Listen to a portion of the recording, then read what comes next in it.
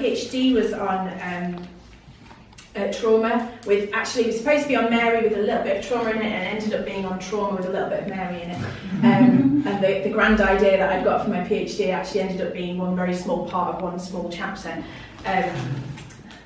And the trauma stuff kind of came by surprise, really, because I'd never heard of trauma theology and I'd never really thought about trauma before.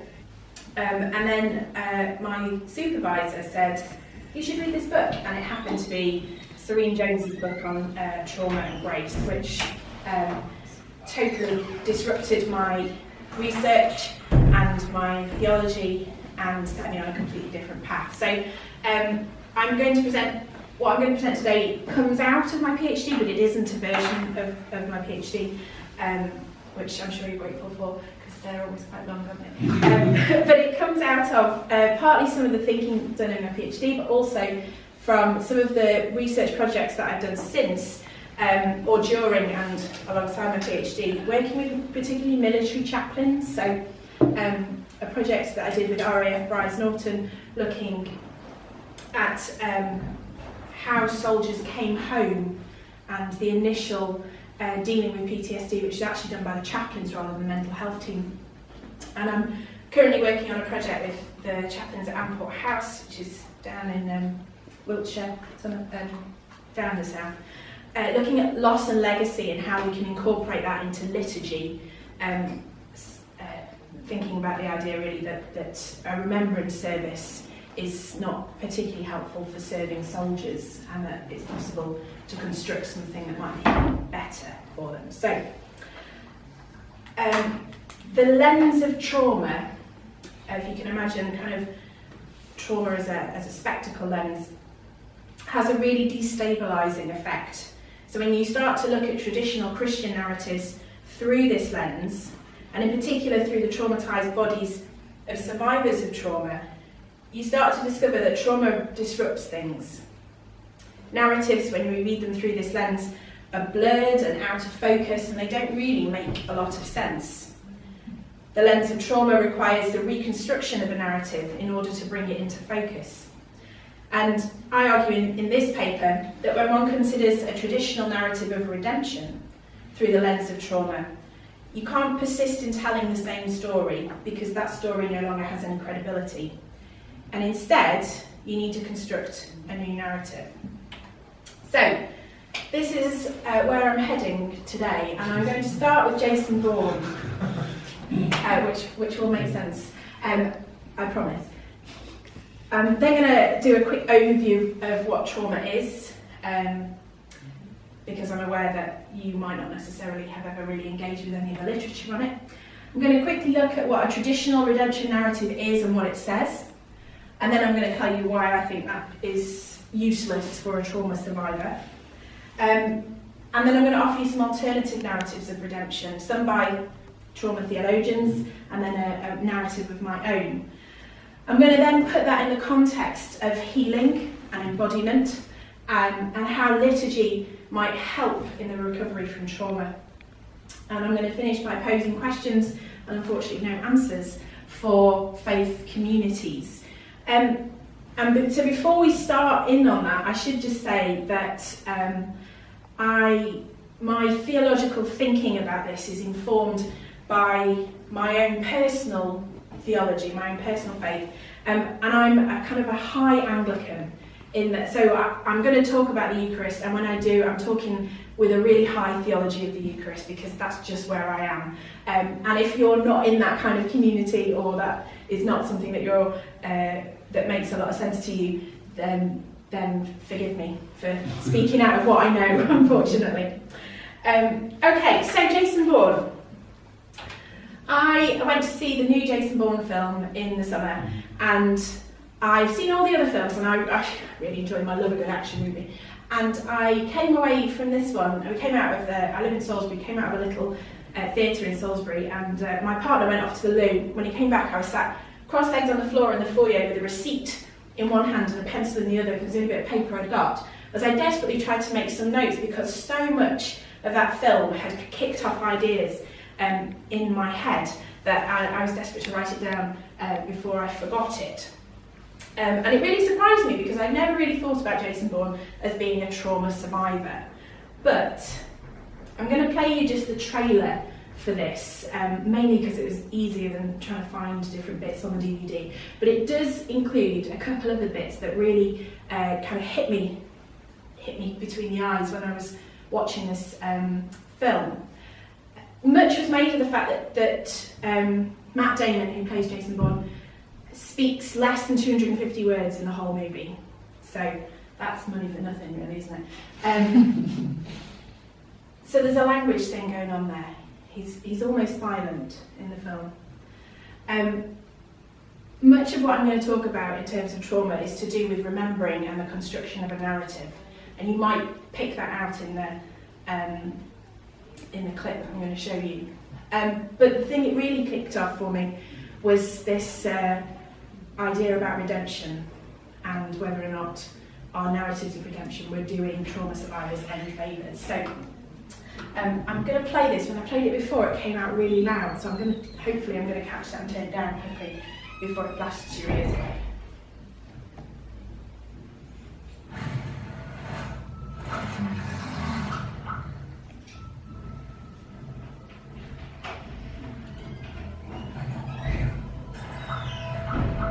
When you're finished with you, you'll no longer be yourself.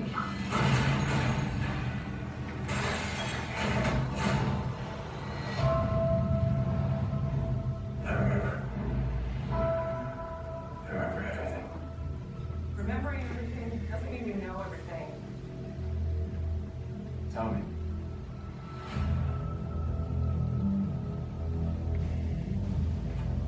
It's just an act. Could be worse than stalking. Facial recognition got a hit. Jesus Christ, that's Jason Bourne. Why would he come back now?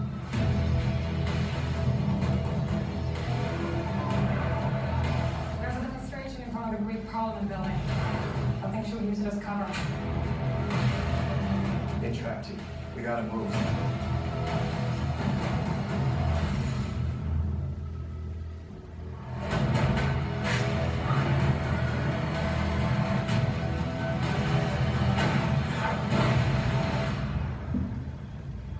He's seen things.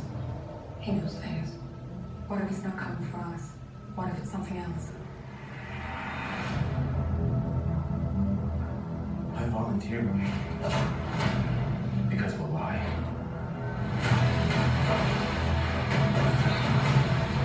This is Jason Bourne. I need to talk. 32 kills. People are safer because of what you did.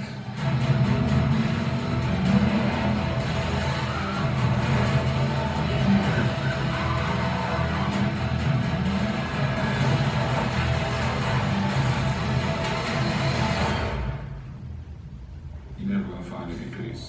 Not until you admit to yourself who you really are.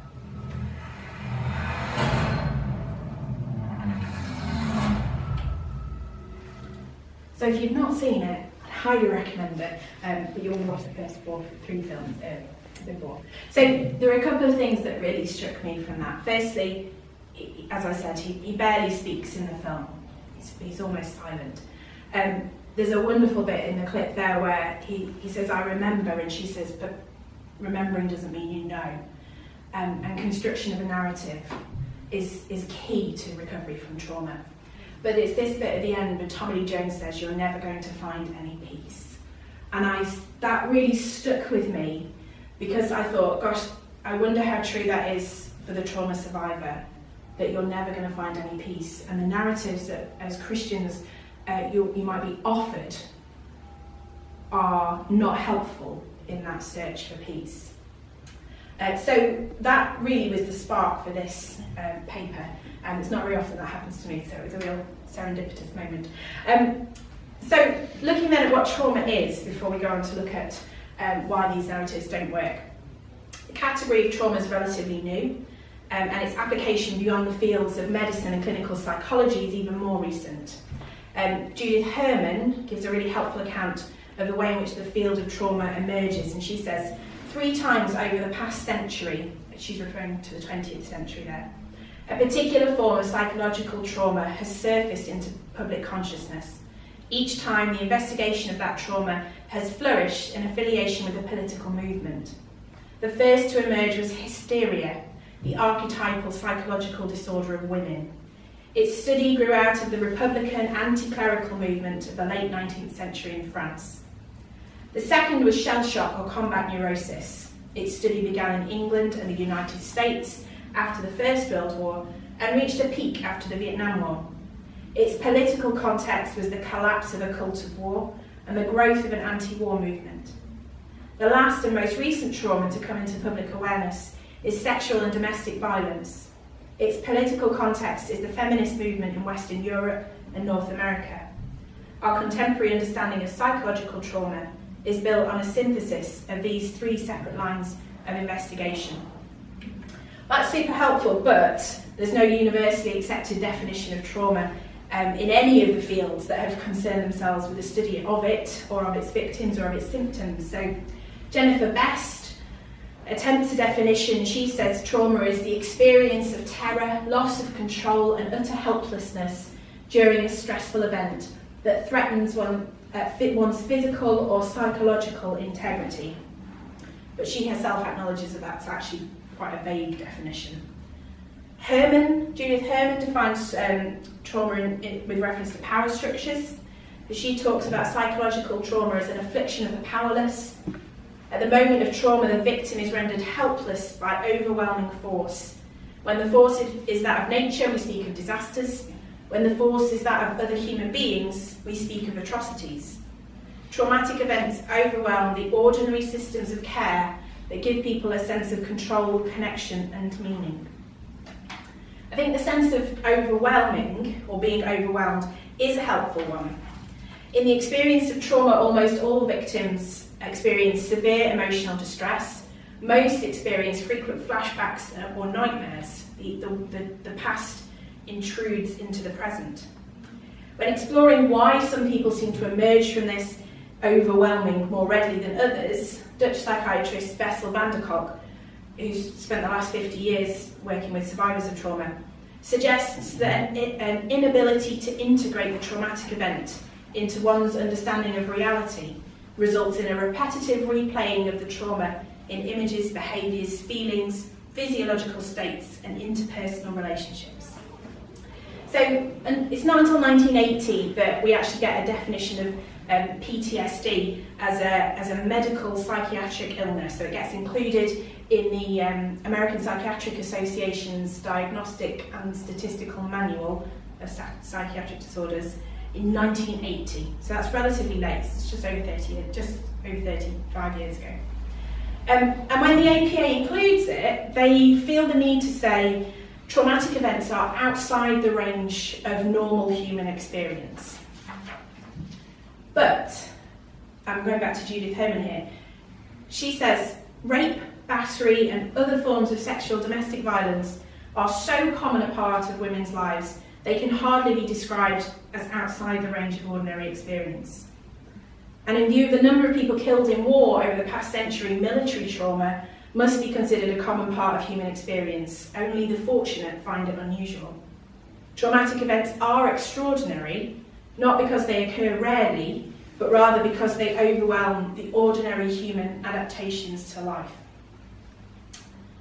So, in the mid-1990s then, there's a literary turn towards trauma led by Kathy Carruth. And she draws heavily on the work of Freud and Lacan, and she seeks to explore the complexity of knowledge and language of trauma in the literature of a century marked by traumatic experience. Her research reveals that reading through the lens of trauma is deeply unsettling. It forces us to rethink that which has previously been taken for granted, and it ruptures traditional narratives. Now, Carruth found that in the context of literary studies, and it's only 20 odd years later that we're starting to think about that in terms of theology as well. So as I said, no universally accepted definition of trauma. It's got many definitions depending on which perspective you take, and as you can imagine from my PhD, I spent an awful lot of time reading those different definitions and trying to come to some kind of synthetic understanding. So my own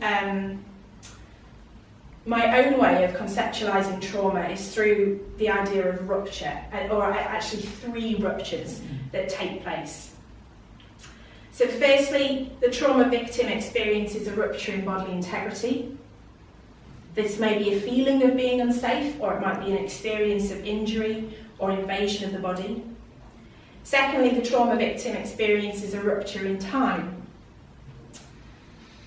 This may be a simple blocking of the memory of the traumatic event, so that there's like a gap in your memory timeline. Or it might be the repeated incursion of that past event into the present through flashbacks and nightmares and hallucinations. The third rupture then is one of language and cognition. This might be due to the fact that the trauma survivor simply doesn't remember the traumatic event, and therefore they can't access it in order to be able to talk about it and explain it. Or it may be that the traumatic event is beyond cognition, and that the trauma victim has no language with which to express what happened to them and how they felt about it. Similarly then, the process of trauma recovery encompasses 3 identifiable stages, and that's the diagram on the right there. Firstly, a trauma survivor needs to establish their bodily integrity, so they need to know they're safe. It's almost impossible for a trauma survivor to begin trauma recovery whilst they're still in a place of being traumatised. Although there's some really interesting research done by some New York social workers who work with young people who remain in a site of trauma and are re-traumatised every day, on how to almost kind of cognitive behavioural therapy on how they can continue to function. But it can't be recovery because they're still in it. So that's the first part. The second one is connected to remembering and to narrative. The trauma survivor has to construct a narrative that makes sense of what has happened to them. It's a narrative both of remembering and a narrative that's strong enough to carry you forward into the future. Crucially, this, and indeed trauma recovery in general, can't happen in a vacuum. It has to take place within a community of witnesses who will hear and validate the narrative.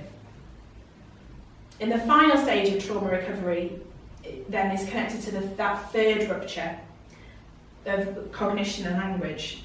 This rupture alienates people who experience trauma from the world around them. They can't understand it and they can't explain it, so they're isolated, they're cut off. So the third part of recovery is about reconnecting with society beyond the community of witnesses. So some trauma survivors choose to make their trauma a gift, maybe through campaigning or advocating for other trauma survivors. Others reconnect by being open to this possibility of post-traumatic growth. And it's this stage of trauma recovery that has perhaps the strongest kind of practical and pastoral implications, although I would argue that the process as a whole is one that requires pastoral involvement. These are both obviously really simplistic. The 3 ruptures I think are helpful in understanding what's happened to a person, but I've put the other one as a circle, and I very foolishly went firstly and secondly and thirdly, as if perhaps you might complete one of these stages and then move on to the next stage. Trauma recovery doesn't work like that, and in reality a trauma survivor will be in recovery for the rest of their life. There will never be a day when they come away from it and say, that's completely healed and I'm completely done. It's really messy, and they'll go over these stages, dwelling on some, skipping by others, going back to them repeatedly, probably over the course of a whole lifetime. Okay, so a traditional narrative of redemption. Excuse me. I'm going to make an assumption that we're all reasonably familiar with what a narrative of redemption might look like. To redeem something is to gain possession of it through an exchange of money or the clearing of a debt. And so Paul, in his letters to the early churches, uses the concept of redemption to speak primarily about the saving significance of Jesus' death. Theologically, the term redemption has come to stand for as a metaphor for what is accomplished in the atonement. And so Esther Reed, who I happen to work with in Exeter, outlines a contemporary perspective on redemption. And she says, redemption is God's work of love to restore and renew all things. It's God's work of love to restore humankind to its vocation of union and communion with God. She develops it in three aspects. So firstly, God's solidarity with humankind. Secondly, God's deliverance of humankind from all that prevents life being lived to the full. And then thirdly, a transformation of humankind from imperfection to perfection, from loss of potential to its fulfillment. Now, I don't have any problem with number one, but number two and number three, I'm going to argue, are not only don't work, but actually are quite dangerous to offer to a trauma survivor as a narrative of redemption. So my problems with it. Trauma fundamentally is an encounter with death. And it's not, as I've already alluded to, it's not in most cases neatly resolved. Trauma doesn't simply refer to an individual one-time event. Rather, trauma is an ongoing crisis of living. Death persists for the trauma survivor. Furthermore, the trauma survivor has experienced a loss of agency. So any narrative of redemption has to preserve the integrity and agency of the trauma survivor at all costs. To remove agency from the trauma survivor is to risk re-traumatizing them, to risk plunging them deeper into their traumatic memory. The effect of trauma is to isolate the trauma survivor. They're disconnected from the divine, they're disconnected from their community, they can be disconnected from their own bodies. The trauma survivor may simply be incapable of responding to either God or to the other.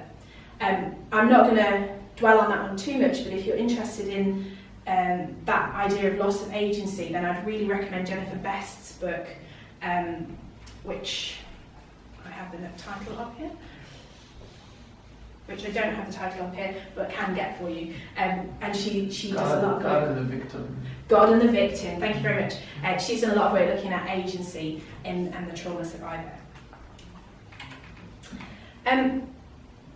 This is Henrietta Lacks. Does anyone know who Henrietta Lacks is? Okay. If you don't know who she is, have you had a polio vaccine? Yes, I would hope most of you have, all of you should have had it. In which case, you have a little bit of Henrietta Lacks in you. Henrietta Lacks is dead. She died in 1951, aged 31, mother of 4. She was a very poor African-American woman living in Baltimore at the start of the 20th century. And Henrietta Lacks discovered a lump on her cervix. She literally sat in the bath and discovered it for herself, and went to Johns Hopkins University Hospital, which was the only hospital in the area that would treat black patients, and said to the doctor, "There's a lump where there shouldn't be, can you help me?" The doctors did a biopsy. They consented her for it and did a biopsy of the mass and discovered that she got a particularly aggressive form of cervical cancer. She died 6 or 7 months after the diagnosis. There was no treatment available to her. And whilst the doctors asked for consent to remove the cells from her body in order to work out what was wrong with her, that was all they asked for. At that time, cells that were taken out of the body died within 48 hours. So there was enough time to make a diagnosis, but after that, the cells from the body would be dead. And what was striking about Henrietta's cells was that 48 hours after they were removed from her body, they had reproduced themselves entirely. And 48 hours after that, they'd done the same thing again. And that was the first time doctors had ever come across cells that didn't die, but actually continued reproducing themselves. So the cells that were taken out of her body became a part of an immortal line of cells, and it turned out they were brilliant for testing medicines on. So if you've had polio vaccine, that polio vaccine was tested on Henrietta Lacks' cells. Diabetes medicine, AIDS medicine, the smallpox vaccine, all of those came about through testing on Henrietta Lacks' cells. Because they reproduce so much, Johns Hopkins Hospital were able to sell vials of these cells to other hospitals around the world so that lots of people could use these cells in order to test the medicines they were developing. And when they started selling them, they referred to them as HeLa cells, H-E-L-A, Henrietta Lacks' cells.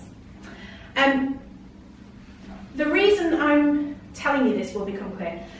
I read a wonderful book earlier this year called Trinitarian Theology and Power Relations, God Embodied. You might wonder if I've got an odd idea of what's a wonderful book. But this one really was very good. It's written by a woman called Meredith Minister, and she recounts that story, and she says, in this process of extraction, the cells of Henrietta Lacks lose particularity and become known simply as HeLa. Although the measure of anonymity was supposedly taken for protection, it served to departicularise Henrietta's cells from their embodied, cultural and historical roots, and thereby disempower Henrietta's family in relation to technological advances. Henrietta's family didn't know until about 30 years later that the cells had been used for this. She'd certainly not consented to it.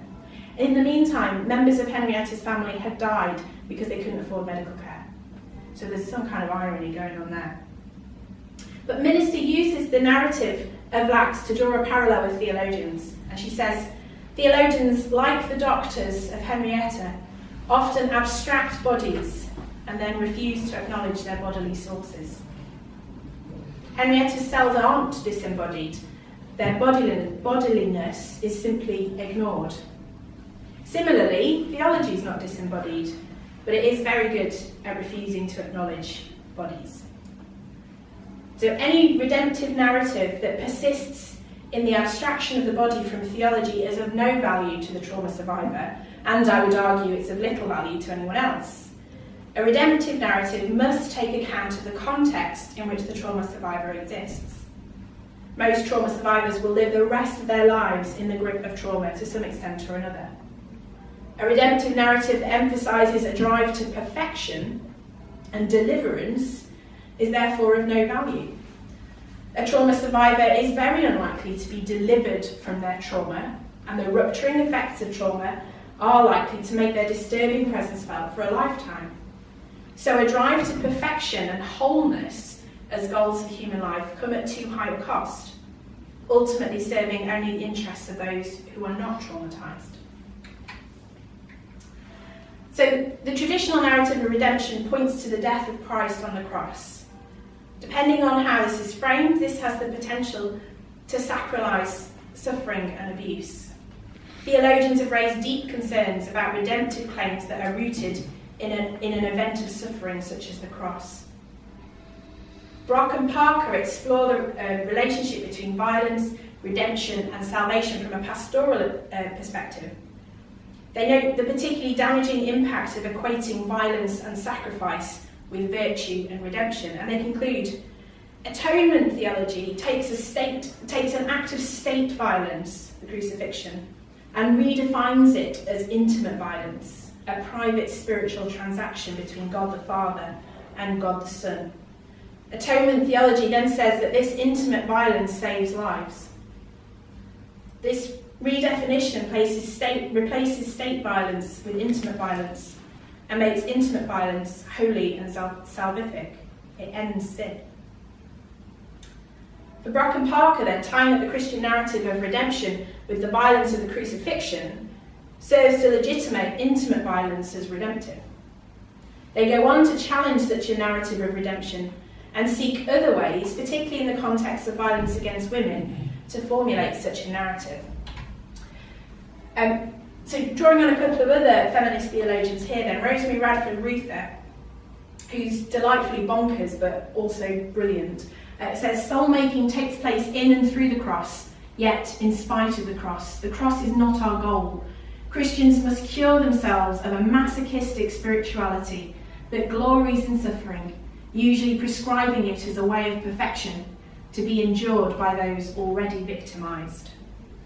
And similarly then, Mary Gray, she wrote a book on redemption from a feminist perspective, and she says, "My task is to uncover the redemptive ethic of cross theology for women, to discover non-destructive meanings for self-sacrifice, to question the possibility of whether suffering can have other meanings than ending up on the cross as victim." So they're both writing not from a perspective of trauma, but from a perspective of feminist theology. But they both actually end up doing a similar task to the one I've set myself today. The work of these feminist theologians demonstrates not only the problem traditional narratives of redemption pose for the contemporary theologians, but also that there are other ways to construct this narrative, ways that perhaps better serve the real lives of people of faith. And so David Kelsey argues that what redemption means is relative. It's relative to the concrete particularities of the situations and events that cry out for redemption. There can, therefore, be no one meaning of redemption that covers all cases. So thinking then about alternative narratives of redemption, I want to argue that they're essential for the trauma survivor. And any new narrative of redemption has to be a narrative that takes the embodied experience of the trauma survivor seriously, and therefore it will be a narrative of resistance. So if trauma is the ongoing crisis of living in the experience of death, then a new narrative of redemption has to be one that resists the life-death binary of traditional narratives. If trauma is an ongoing crisis, one that may in all likelihood persist for the rest of a trauma survivor's life, then any new narrative of redemption has to resist a triumphalist narrative of the resurrection. If an experience of trauma always remains with the trauma survivor, and that experience is one that ruptures, then any new narrative of redemption has to resist a drive towards perfection and wholeness as goals for human life. So I suggest then that there are maybe a plurality of narratives of redemption. I think I'm with David Kelsey when I do that. If one narrative is privileged above others, it runs the risk of becoming a calcified monolith that doesn't do justice to divine mystery nor to human experience. And if we try and reduce the narrative of redemption to only one story, then we set that narrative on the road to petrification. So various trauma theologians have offered up different alternative narratives of redemption. For example, Serene Jones thinks of redemption as reordering the theological imagination, which I think is just a lovely phrase. When considering the experience of reproductive loss, Jones points to the reality of God's redemptive love for creation. She says, "It is a love that extends to all persons, including women suffering from reproductive loss. And it is a love that all are invited to know, even the women who grieve deeply." She goes on to suggest a narrative of the Trinity that allows us to see something about God's solidarity with women grieving. She draws an analogy between the womb of the miscarrying woman and the death of Christ within the Trinity. And she says there's something revelatory, awful and horrible, but revelatory in the experience of miscarriage that tells us something about what happens in the Trinity when Jesus dies on the cross. And she argues that if a woman can imagine this God with her, then perhaps she can glimpse the resurrection and remember that although she may have wanted to die, she didn't. And in her continued life, the future presses upon her gently. Now, I love Serene Jones. I think her work is brilliant. But for me, her narrative of redemption still ends up looking at a life-death binary, and it still ends up at the cross. So it's not doing the kind of work that it needs to do. Shelly Rambo, who's the other very prolific writer in the field of trauma theology, she tries to revision redemption by thinking from the position of Holy Saturday. So post Jesus' death on the cross, but pre-resurrection. So she avoids this triumphalist narrative of the resurrection. So in one sense, she is doing some of the resisting that I'm wanting to see. And she writes, the work of this book, which is Trauma and Grace, she says, is to uncover this middle discourse, to resist the redemptive gloss that can often be placed harmfully over the experiences of suffering, and to orient us differently to the death-life narrative at the heart of the Christian tradition.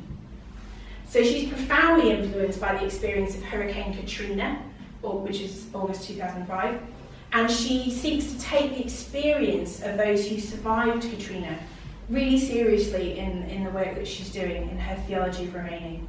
She avoids this triumphalist redemption by dwelling on Holy Saturday, and she sees redemption in the practice of remaining.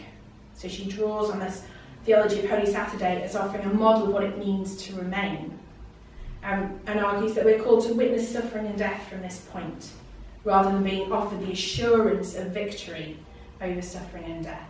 So in one sense, she's doing a little bit, as I said, of what I'm wanting. But for me, she's still looking at a life-death binary. And although she resists a triumphalist narrative, there's still a drive to perfection there. She's still saying that eventually this will be healed. So I want to offer a different narrative then into that mix. Resisting a binary of life and death, I argue for a narrative of redemption that's living on through death, which is a bit of a mouthful, but I've not found a nicer way of saying it. Maybe I'll come up with one. The resurrection of Christ is redemptive, but it only acquires this redemptive meaning when it's read in the whole context of the Annunciation incarnation event. That is to say, the resurrection is only one part of the story of Christ incarnate. A story begins with the Annunciation of pregnancy to his mother. It encompasses every part of his living, his relationships, his meals, his friendships, his miracles, his teaching, as well as his suffering and death and resurrection. The whole of Christ's life is redemptive, his shared meals as much as his resurrection. So Louis-Marie Chauvet argues that when one speaks of the paschal mystery of Christ, one must not isolate either his death or his resurrection like mere separate moments. The scope of his death can be understood theologically only if it is taken as the totality of his life. He died for because he unceasingly lived for. Now I think Chauvet's right, but I would go even further and say, not only did he die for because he unceasingly lived for, but to suggest that he lived for because he, first and foremost, gave himself for. All too often, the Christian narrative of redemption begins in the death on the cross and ends in resurrection to eternal life. But if we try and resist the binary of life and death in this narrative, in contrast to Rambo's redemption from the middle, we try and recognise that the lines of life and death and living on are, for the trauma survivor, inexplicably blurred. The ruptures experienced by the trauma survivor of bodily integrity, time, and language and cognition collapse these boundaries between life and death. Death encroaches into life with every nightmare. The past reaches into the present with every flashback. To be redeemed, then, is to discover how to live on through death. Resisting a triumphalist narrative of the resurrection, then, I offer a narrative of redemption that sees triumph in the whole story, beginning with the incarnation. So it's in the incarnation event that the traumatic isolation of humankind is bridged as the divine and the human are brought into unity. Here is the triumph. Here is the redemptive love. In that famous verse of John 3:16, the writer tells us, God so loved the world that he gave his only Son, so that everyone who believes in him may not perish, but may have eternal life.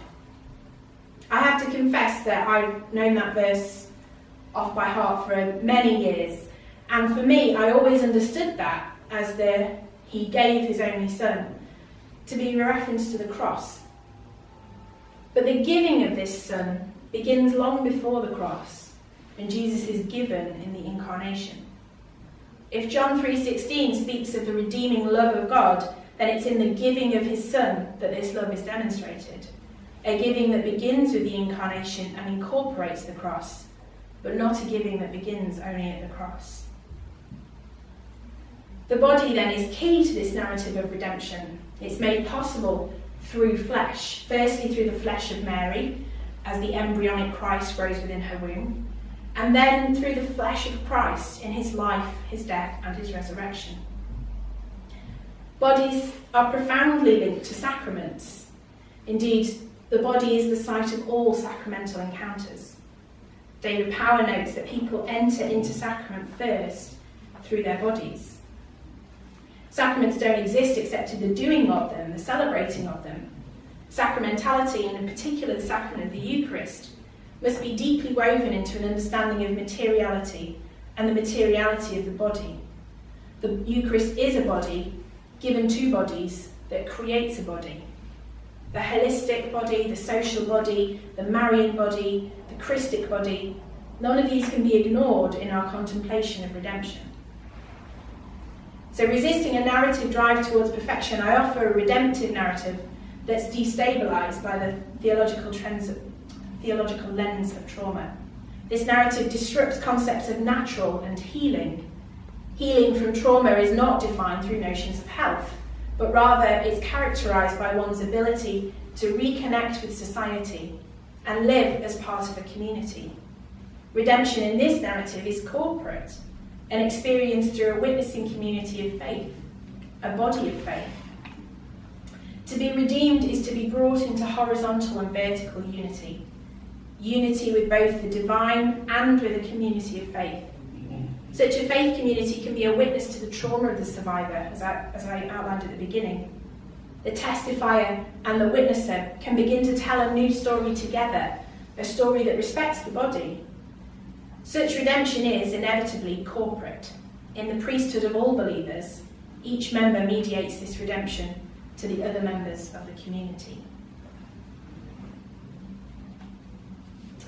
Redemption then at its heart is an experience of vertical and horizontal unity. And to be redeemed is to be brought into that unity. And I've got a large section here about the Eucharist, but I'm going to skip it if that's okay with you, because I'd like to give a bit more time to conversation. So I'm going to just pick up thinking about sacraments of baptism and Eucharist. Both of these sacraments are, I would argue, not only the two sacraments that are the two that are most common, so regardless of what kind of church you go to, there'll probably be some form of bread and wine sharing and some form of water signifying membership. And I would dwell on the importance of these visceral sacraments because physicality and materiality are really important in the narrative of redemption. And it's significant that redemptive unity can be offered through the embodied experience of two of these most bodily sacraments. Central then to the understanding of trauma is this concept of somatic memory. Bessel van der Kolk, who I mentioned at the beginning, suggests that traumatic memories aren't processed in the same way as ordinary memories. And he notes, the imprint of trauma doesn't sit in the verbal, understanding part of the brain, but it sits in the much deeper regions, the hippocampus, the hypothalamus, the brainstem. These areas are parts of our brain that are only marginally affected by thinking and by cognition. And so, in his revolutionary paper, The Body Keeps the Score, which I can't recommend highly enough to you, and it's freely available online as well, van der Kolk suggests that the core of trauma lies in somatic memory, not semantic memory. Bodies and remembering lie at the heart of trauma and trauma recovery. Van der Kolk acknowledges that talking alone is an insufficient therapy for trauma survivors. Traumatic knowledge, therefore, is bodily knowledge. Redemption for the trauma survivor requires some degree of physicality because trauma itself is physical. And I guess this is where my high theology kind of comes into play, because I would suggest then that these kind of material sacraments of the Eucharist in particular, but of baptism, of the laying on of hands, for the prayer for the healing of the sick, could play really integral parts for healing. Probably for those who already have faith. I'm not sure how useful it would be for those who haven't. But that's not to say it wouldn't be. And so part of my work at the moment is working out how can we offer sacramental encounter to returning soldiers if we say that talking alone isn't enough, but actually something physical needs to take place as well. So Serene Jones refers to this aspect of trauma recovery as her liturgies of the flesh. Jones is quite open in her book. She talks about her own very traumatic experience of miscarriage. And she talks about how she tried to recover from this, and she found the church lacking. So she sought out physicality through practices of yoga, acupuncture, and massage. She's a Lutheran minister, so there's nothing, not all Christians would be keen doing that, but she obviously felt fine with it. And she outlines then this body story in 3 parts, as she talks about going through these experiences of yoga, acupuncture, and massage. Firstly, there's a disruptive encounter with the other. She talks about that particularly in terms of the acupuncture needle. Secondly, then, that's followed by a strange, unprecedented form of embrace, in which one is unexpectedly held steady and supported. Finally, then, at the same instance that you're undone and held, you're also thrown wide open. She says, with each breath, the yoga breath, and needle prick, the world around you and within you becomes more spacious and boundlessly present to you. These liturgies of the flesh bridge the distance between the individual and the divine, between the individual and the corporate. So I wondered then, was there a way in which we could take the story that she told there and reconfigure it in a Christian way? And I think there is. Firstly, she then highlights this disruptive encounter with the other, and that immediately made me think of the peace, which is the bit I hate most about going to church, for lots of reasons, but mainly because it's so disruptive.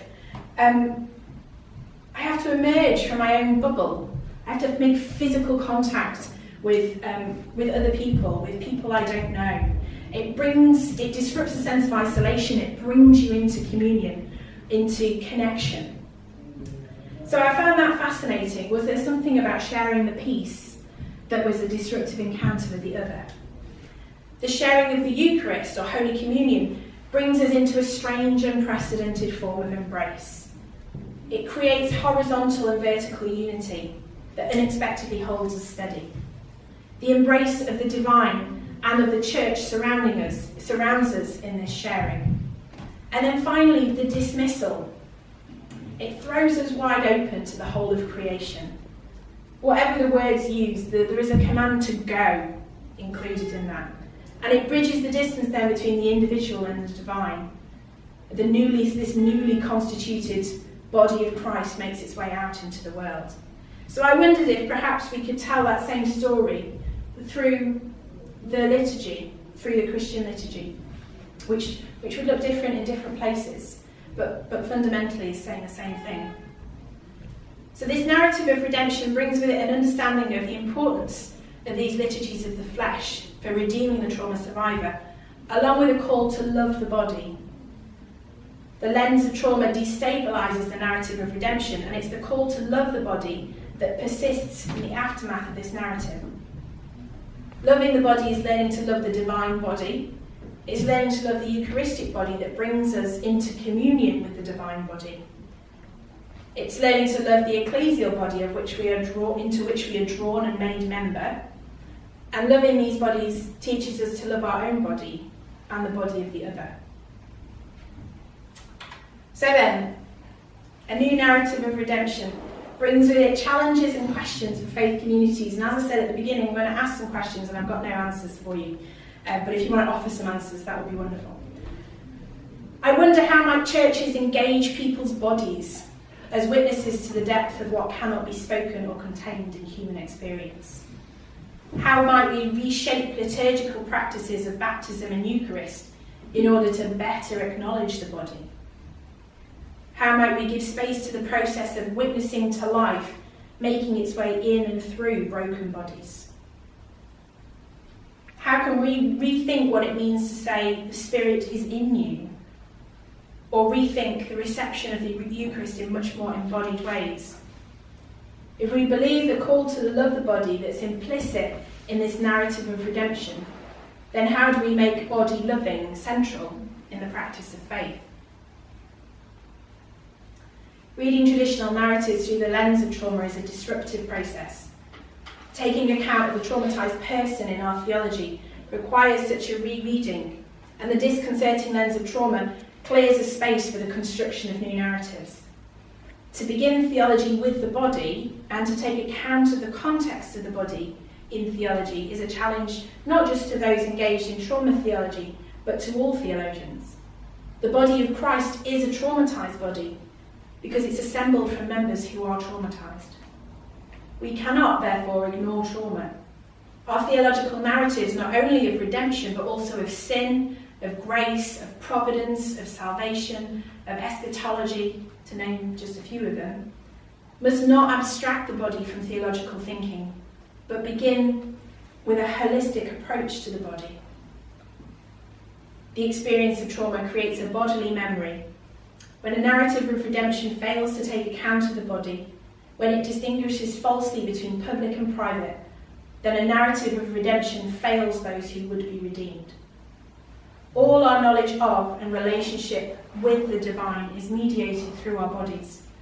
Our theological endeavour must learn to respect the reality of these bodies, to love them. Loving the body isn't found in the imposition of dogmatic and dangerous narratives, but rather in the drawing into vertical and horizontal unity, in the bearing witness to the reality of these bodies. Thank you very much.